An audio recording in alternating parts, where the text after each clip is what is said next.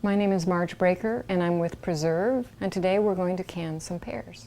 Fruits are easy to can, they're wonderful to have in the winter, and I've already started some of the steps so you can see that, but basically you want a nice fresh Bartlett, ripe but not overly ripe, ready to be peeled.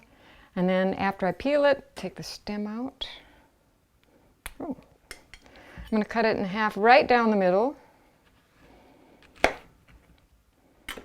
And then it has this little bit of stem here, and the seeds are in the middle, and I find a melon baller is very handy at this stage. And I'm going to just take out that piece, and then if you can just pull the rest of the stem membrane that's a little bit leathery.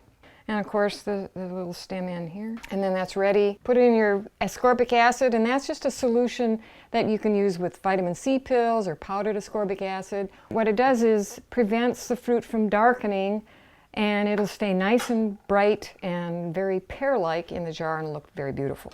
All you need is a clean jar and a hot jar. Since this is going to be processed in boiling water for 25 minutes, we don't need to sterilize our jars anymore. Dump that out. So first of all, I'm going to put the fruit in. And with pears, you want them to be arranged so that you can get as many as possible in the jar. And this is a hands-on, so clean hands, of course. And these pears are so big, it looks like I'm going to have one whole pear and maybe a quarter, and fit those right in there. And what you want to do is be sure and have a ½ inch of headspace, which is necessary for processing. So then your wide mouth funnel fits right on that, and here on the stove I have on simmer sugar and water. And you can make this syrup with any amount of sugar and water you want because it's not the preservative. It is, sugar helps the fruit maintain its shape. So this is about 6 3/4 cups of water and 3/4 cups of sugar. And then with a ladle, you're just going to take that over to your pears. And it doesn't take much syrup if your jar is full of pears.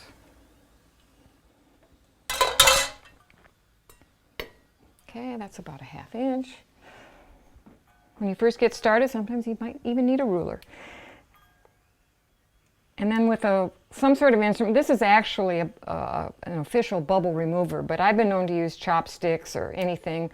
What you want to avoid is a sharp knife that you could, at the bottom of the jar, you don't want to be hitting metal because you could crack your jar and then you lose all your fruit in the processing. And so what this does is remove any bubbles that when you pour it in that syrup, traps air at the bottom, and then during processing, the air comes up and it might force the fruit out of the jar and under the lid, and then you have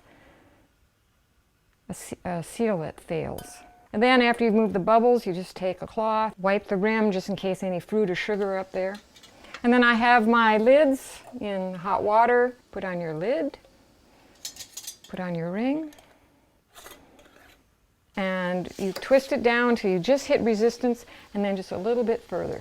And then another piece of essential equipment is the jar lifter. And what this has is a nice rubber, secure coating on the gadget, and it grabs that jar very securely, and then you just put it in your can of boiling water. Sometimes we call it the cauldron. There's always a rack on the bottom.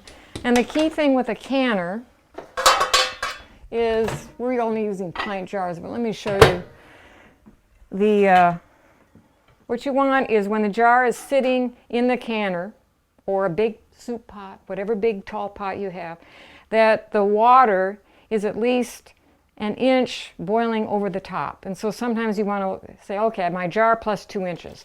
Put your water in because you want it totally be able to boil with at least an inch of water over the top of the jar. So our jars of pears are in the canner. The water has come to a boil, so it's time to put on the lid and then set the timer for 25 minutes.